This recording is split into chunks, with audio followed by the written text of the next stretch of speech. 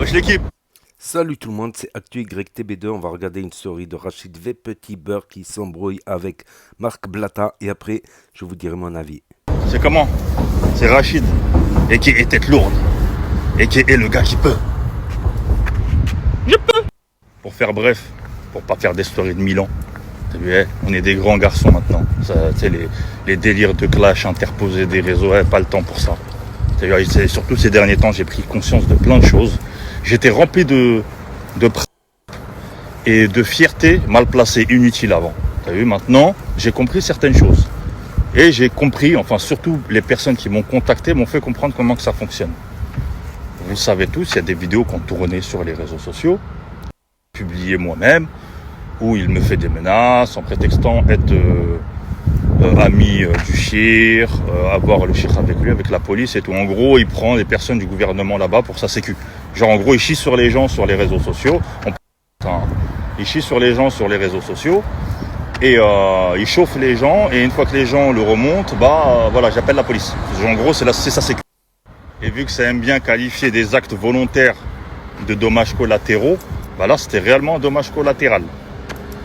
Donc en fait, ces vidéos-là ont atterri chez des personnes là-bas qui se sont intéressées à ça. Au début, ils pensaient que c'était moi qui parlais sur les réseaux. Donc ça fait 3 semaines que quasiment tous les jours de la semaine, je suis en contact avec des personnes là-bas, des locaux. Ils ont constitué un dossier.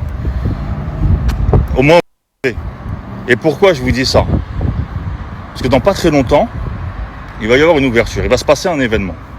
Et de cet événement-là, je vais vous placer un lien. Et ce lien-là vous permettra d'envoyer toutes vos plaintes. C'est-à-dire qu'ils seront réceptifs là-bas. Ce ne sera pas des plaintes qui vont partir. Ils seront réceptifs. Donc toutes les personnes qui ont plainté parce qu'ils sont fait escroquer par cette famille, qui se sont fait attaquer sur les réseaux et afficher sur les réseaux sociaux, ce qui est interdit là-bas. Ouais, relou. En plus, ça m'a pris grave du temps. T'as vu, tous les jours en contact avec eux, leur envoyer des trucs, faire traduire. Sauf que là, j'ai un long truc à faire traduire, c'est relou. Et moi, là-bas, j'étais rentré en France et j'avais là les choses à régler ici. Ça me fait sur mes trucs personnels, mais j'avais pas le choix. J'avais pas le choix dans le sens où c'était moi qui allais me retrouver dans cette sauce-là. Et aussi, ils ont récupéré plein d'articles lui concernant. Envoyez-moi tous les articles concernant, mais envoyez-moi les liens internet, parce que eux, quand ils récupèrent les liens internet, ils les traduisent. Quand ils ouvrent ça sur leur page internet, ne m'envoyez pas des captures d'écran, c'est écrit en français. Parce que voilà, que ça fait 3 semaines que je fais des traductions là. Il y a beaucoup de personnes qui s'interrogent comment je le connais. En fait, le connaître après, c'est un grand mot. C'était il y a à peu près, c'était pendant le confinement. Il m'a envoyé des messages. En fait, c'était une histoire qu'il avait avec un autre influenceur, un clash. L'autre influenceur avait menacé ses enfants. Moi, à cette époque-là, le Marc Blatta, je ne le connaissais pas. J'avais pris la défense de ses enfants, mais pas sa défense à lui. J'ai dit, ok, t'as un litige avec cette personne-là, attaque cette personne-là. Par contre, on ne touche pas aux enfants. Et de là, il est venu me coller, il a partagé ma vidéo, il a cru que je faisais partie de sa team et tout. Bref, on échangeait. Moi, les gens m'envoyaient des messages. Ne parle pas avec lui, ne te mélange pas à lui, c'est un escroc, lui et sa femme, et patati patata. On m'avait parlé d'un jeu concours où ils avaient carotté des gens et tout. Tiens, d'ailleurs, envoyez-moi ça aussi. Toutes les preuves, ceux qui ont envoyé de l'argent pour ce jeu concours, qui n'ont pas été remboursés et tout. En bref, les gens m'ont envoyé des messages haineux, voilà les messages haineux envers lui et sa femme. Et même moi, je me suis mangé des insultes parce que je lui parlais. Et ce que j'avais dit sur les réseaux sociaux, c'est que je vais faire ma propre opinion. Je vais pas écouter comme ça à dire que voilà, je vais faire ma propre opinion. Quand je suis rentré sur Dubaï, il est venu à ma rencontre. J'étais au Trent Beach. C'est lui qui est venu à ma rencontre. Et il a essayé de me rentrer dans son truc avec Dimitri, trader. On s'est compris, le gars a 0 expérience. Il a juste pris une belle gueule pour la mettre devant. Où il avait manigancé que ce trader-là lui avait offert un SVR alors que j'étais là. J'ai vu toute la scène. Je sais même chez qui il a loué le SVR. Ce loueur lui avait ramené un Clash G63 AMG à la base et il a dit non, c'est trop gros, les gens vont pas y croire. Enfin, tout ça, toutes ces manipulations, tous ces mensonges. Et c'est plein de petits signes, en fait, qui me faisaient dire qu'en fait, les gens avaient raison. Tu vois, que le jugement qu'ils avaient envers lui et sa femme, ils avaient raison. À un moment donné, c'était à l'époque où il était en clash avec, IM. Et moi, ce clash-là m'avait touché parce que ça Ça parle d'un divorce, tu vois, ça met sur la toile un divorce, ça parle de garde d'enfants et tout, ça mêle des enfants. J'aime pas ces délires-là, frère. Je déteste ces délires-là. Et je lui ai dit, franchement, ce que tu fais, c'est pas bien. T'es là, t'affiches, c'est une histoire de garde d'enfants, de divorce et tout, nanani. Je dis, toi, demain, Nadé, elle te quitte, bail de garde d'enfants, il y a un inconnu qui vient sur les réseaux qui vous affiche. Tu le prendrais comment? Il m'a dit, j'en ai absolument rien à foutre. Vincent Miclet m'a payé pour ça. C'est là où j'ai vu vraiment que l'argent, tu vois, la soif d'argent, c'est leur moteur. Et rien. Je voulais être rapide, mais en vrai, je suis en roue libre. Après, l'endroit, il est magnifique. Et au moins, vous savez l'histoire du début à la fin. Bref, à partir de ce moment-là, quand j'ai vu leur vrai visage, je me suis écarté d'eux. Mais je les voyais quand même sévir sur les réseaux sociaux. Et les connaissant leur vie, c'est tout, j'ai mis en garde les gens sur les réseaux. Surtout, c'est pas le fait qu'ils fassent des arnaques qui me dérangeait. C'est le fait qu'ils utilisent l'islam, qu'ils utilisent la religion pour rabattre des gens, tu vois. Promettre à des gens qu'ils allaient gagner entre 150 et 200 euros à des pauvres gens, leur disant, en appuyant sur la religion, Inch'Allah, nanani, nanana, vous allez... En plus, c'est des petits foyers, t'as vu, qui sont arnaqués comme ça. C'est pas des genres de tous, hein. De tous réunis sur les réseaux sociaux, c'est bien les pires. Il n'y a pas au-dessus d'eux, il n'y a pas. Vraiment, au-dessus d'eux, c'est chaud. Au-dessus d'eux, c'est chétan, frère. Il n'y a pas. T'as vu? Pour te dire, avant de mettre les arnaques, leur façon de gagner de l'argent, c'était de faire du chantage sur les réseaux sociaux. C'était de récupérer des dossiers sur eux, de lâcher un peu d'échantillons sur les réseaux. Et quand ils se faisaient contacter, ah ouais, tu veux pas qu'on parle de toi? Tu payes. Voilà. La médisance par chantage. C'était ça.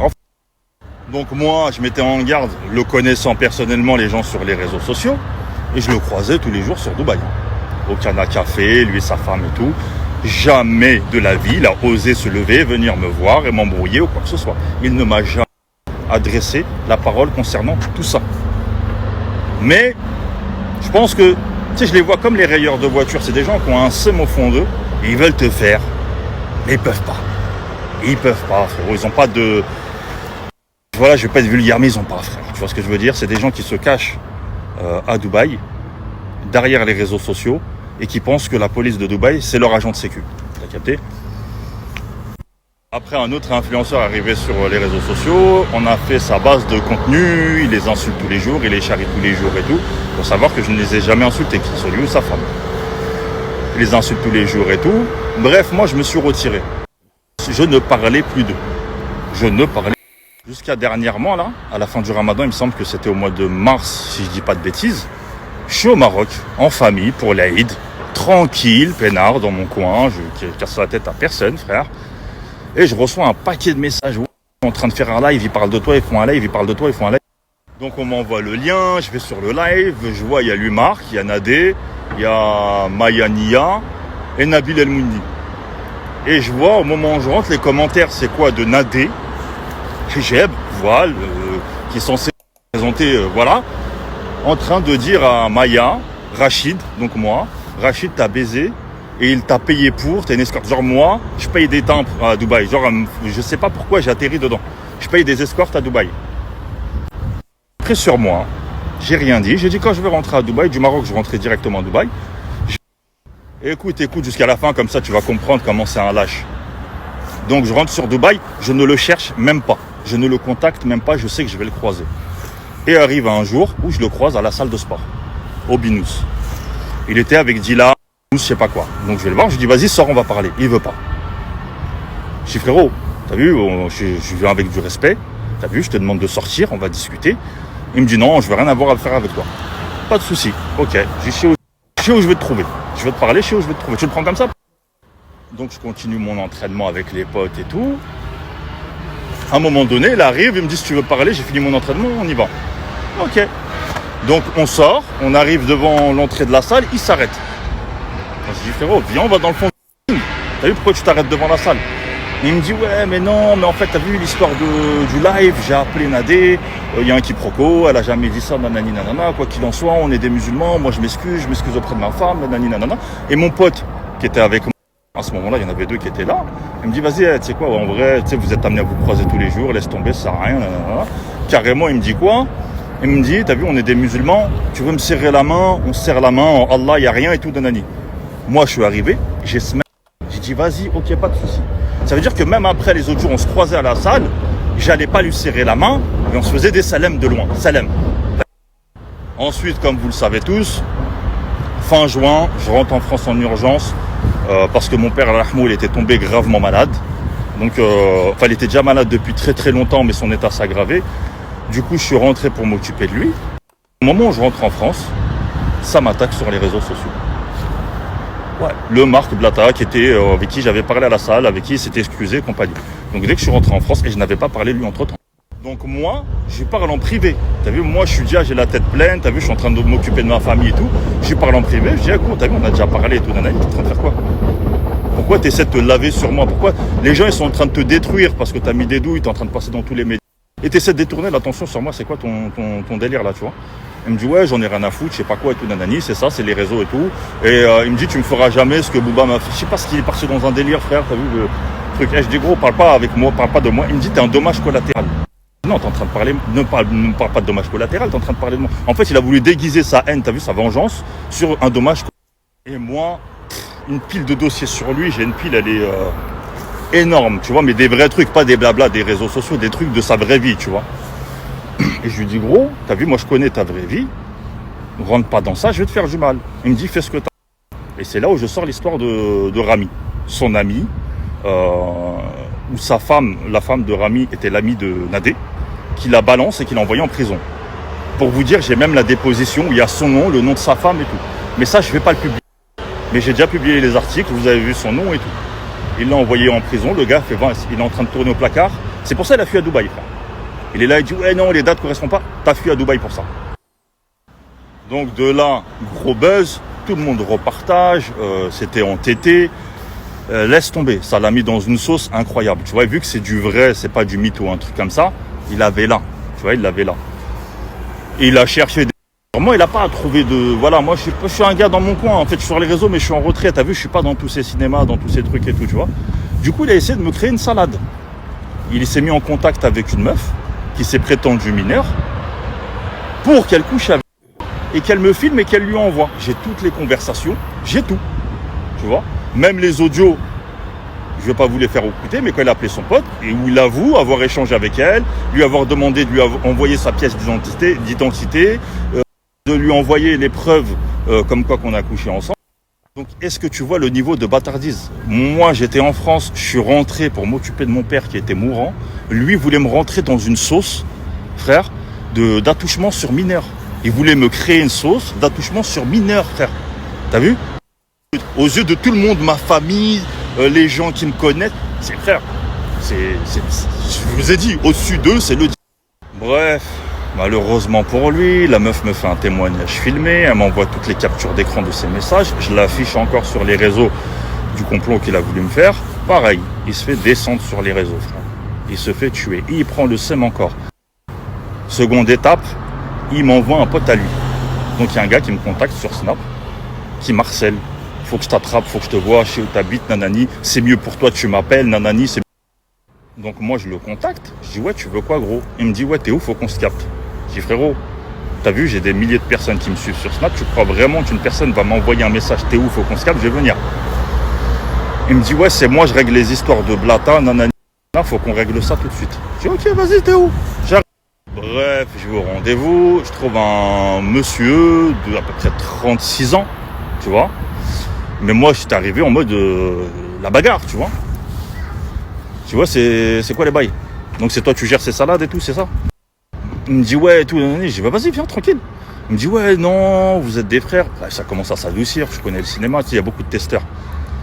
Ouais, faut régler la salade, je sais pas quoi et tout, nanani, nanana, vous restez des frères et tout. Je dis frère, c'est pas moi. Bref, de là, il m'avoue, il me dit c'est lui qui règle ses problèmes en France. Il me dit que c'est lui qui a attrapé Nabil El Mouni au point B. L'histoire, c'était il y a 3 ans, je crois, il me semble, un truc comme ça, tu vois, où il avait juré sur la tête de ses enfants sur les réseaux qui n'avaient rien à voir. Et moi je dis frérot, tu règles ces problèmes, c'est quoi? Il te paye, c'est quoi? T'es sa sécu, c'est quoi? Il me dit non, c'est un ami. Je dis tout ce que tu fais là, tu prends, ça veut dire que tu peux te faire mêler, tu peux rentrer dans des histoires de foot, tu prends pas 1 euro. Il me dit non, c'est un ami. Je dis frère, t'as vu moi mes amis, quand je les appelle, c'est pour aller au resto, pour partir en vacances, pour aller faire un cinéma, manger des pop-corn. Je les appelle pas pour aller régler mes salades. Je dis frère, ressaisis-toi. Après, je le vois, ça se voit, il prend conscience de certaines choses, tu vois. Il me dit, ça se voit que t'es une bonne personne, t'as pas l'air d'être la personne dont il m'a décrit et tout, nanani, t'as l'air d'être intelligent et tout, nanani. Frère, t'as vu, moi c'est mon hack. T'as vu, je suis pas venu, il a voulu me faire des trucs de fou. Je suis dans mon droit, frère. Je suis dans mon hack. Je dis, bah tu sais quoi, vu que t'arrêtes pas de me dire que c'est une bonne personne, il est gentil, appelle-le. Appelle-le, mais sans lui dire que je suis là. Comme ça, moi, et mets-le au parleur, comme ça, moi, je vais voir de moi en mon absence. Et c'est là les vidéos que j'ai enregistrées. C'est là où le bail il s'est lâché, tu vois, il s'est pris pour Pablo Escobar. Je mets le casque. Tu me connais, je mets le casque. 1m50 comme ça, là, je mets le casque. Et de là, il a commencé à lâcher des dingueries. Et wallah, que même moi, j'étais choqué. Même moi, quand il a commencé à parler du shirk, du chef de la police, des feux de Gims, je dis, wallah, qu'il est fou. Il est vraiment, il a un pet au casque. Ça y est, ça y est. Trop de Dubaï, pas confronté à la réalité. Ça y est. Et ça, tu vas sortir des trucs, c'est très grave. Déjà, s'attaquer aux gens sur les réseaux, les afficher, c'est très grave. Mais ça, tu as vu, prétexter être avec le gouvernement, c'est chaud de fou là-bas. Et là, il le sait, il a beau faire le fanfaron, rigoler et tout, il transpire. Et il a chaud, je vous le dis. Tous ceux qui sont sur Dubaï, quand ils ont entendu l'audio, ils m'ont tous envoyé des messages en me disant « Wesh, pétez les plombs. Ouais, c'est chaud lui. » Et comme je vous ai dit, les vidéos, elles ont tourné, sauf que j'avais masqué son numéro, tu vois, elles ont tourné, ça atterrit sur des gens de là-bas qui n'ont pas apprécié du tout, en sachant que la personne vit là-bas. Ils pensaient que c'était moi, donc j'ai dû prouver que ce n'était pas moi et dire c'était qui. Voilà, c'est pour ça que je vous demande de m'envoyer toutes vos plaintes. Pas que les plaintes d'arnaque, hein. Même si vous avez affiché sur les réseaux sociaux, il a fait de la diffamation sur vous, de la médisance sur vous, envoyez tout. Les articles aussi, s'il vous plaît, les liens d'articles. Ah ouais, et une dernière chose, en vrai, ça aurait pu s'en arrêter à là. Vraiment, parce que j'ai pas le temps pour ces conneries-là.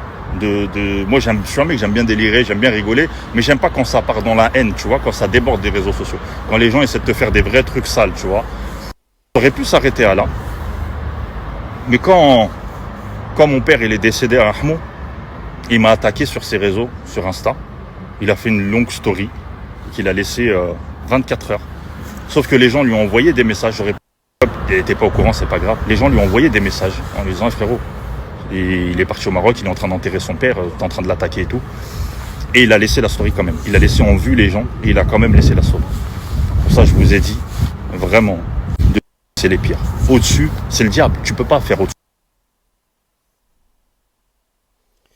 Donc voilà, c'était la story de V Petit Beurre, VS Marc Blatin.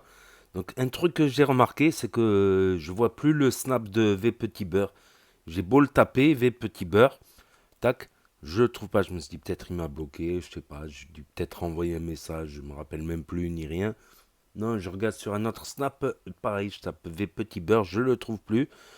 Donc je pense qu'il s'est fait sauter son snap suite au clash quand il a clashé Wesley Nakash de We Events. Ah, c'est un gros morceau, We Events, de s'en prendre à We Events comme ça. C'est M6, tout ça, We Events. C'est Les Anges, etc. La Villa des, tout ça. Donc, si c'est le cas, ça doit être un coup dur. Mais il a abusé un petit peu aussi dans son clash. Je trouve qu'il y a des trucs qu'il aurait pu se passer. Il aurait pu très bien dire son avis sans aller jusqu'à certains points, je pense. C'est que mon avis personnel, je pense qu'il a été un peu loin, je crois. Il a été un peu loin, alors qu'il avait déjà assez d'arguments propres, on va dire, d'arguments propres pour, voilà, pour dire son mécontentement ou son désaccord ou son point de vue. Je pense que là maintenant, c'est Marc Blatta. Donc Marc Blatta, bon, je sais que ça fait un moment que Rachid System V Petit Beurre, ben, il était un peu en conflit avec Marc Blatta, tout ça, ça fait un petit moment. Et là, on a plus d'éléments, à savoir que là, ils sont en train, apparemment, il y a des gens qui sont en train de monter un collectif pour recenser toutes les plaintes de gens arnaqués. Mais bon, il y en a plein qui ont fait ça, tout ça, des gens arnaqués, tout ça par par certains placements frauduleux, tout ça. Donc, faut faire attention. Voilà, après quand on connaît un peu les réseaux, on sait c'est quoi un peu les placements louches ou voilà où tu risques de perdre. C'est comme certaines loteries, tu peux perdre, tu peux gagner ou c'est comme les paris, tu peux miser beaucoup et perdre beaucoup. Bon, certains oublient de dire qu'on peut perdre, voilà, et certains oublient donc quand on connaît un peu les réseaux, ça va, on sait c'est quoi les trucs, on les repère plus rapidement que quand Wesh l'équipe. c'est ça le problème, c'est les nouveaux arrivants, les nouveaux abonnés qui n'étaient pas trop au réseau, qui se mettent au réseau, tous les jours il y en a, et c'est des gens un peu plus vulnérables parce qu'ils connaissent pas un peu ce qui se passe dans l'espace, voilà, ils connaissent pas ce qui se passe dans l'espace, les vaisseaux, les Renault Espace, en espace, lol, ils savent pas trop. Après, pour les plus aguerris qui connaissent un peu les réseaux, qui suivent ma chaîne Actu YTB, qui sont branchés sur toutes les actus des réseaux, eux, non, on peut pas leur faire à l'envers. On peut pas leur faire à l'envers, mais c'est mesquin. Et aussi, quand je vois tous ceux qui se défendent, oui, leur argument, il tient la route pour se défendre, ils savaient pas à l'époque, tout ça, quoi que certains... il y a- Mais j'entends aucune parole pour les victimes. Voilà. Pour les victimes, certains qui sont au RSA, qui... Même 50 euros au RSA, bah, ça te flingue une fin de mois. Voilà, ça peut te flinguer une fin de mois. Ou 500 euros quand tu travailles au SMIC, à 1002, 1003, ben, ça peut te flinguer aussi une bonne fin de mois, ça peut te flinguer. Donc, pas assez de... Après, faut... Voilà, moi, je suis pas juge, j'ai pas tous les éléments. Il y a des trucs, je me doute un peu, voilà. C'est très compliqué, en fait, tout ça. C'est très, très complexe. Donc, n'hésitez pas à me dire ce que vous en pensez dans les commentaires, à mettre un pouce bleu, à vous abonner, à cliquer sur la cloche. Et je vous dis à très bientôt pour de nouvelles vidéos. Merci d'avoir regardé. C'était Actu YTB2. C'est comment? C'est Rachid. Et qui est tête lourde. Et qui est le gars qui peut. Pour faire bref.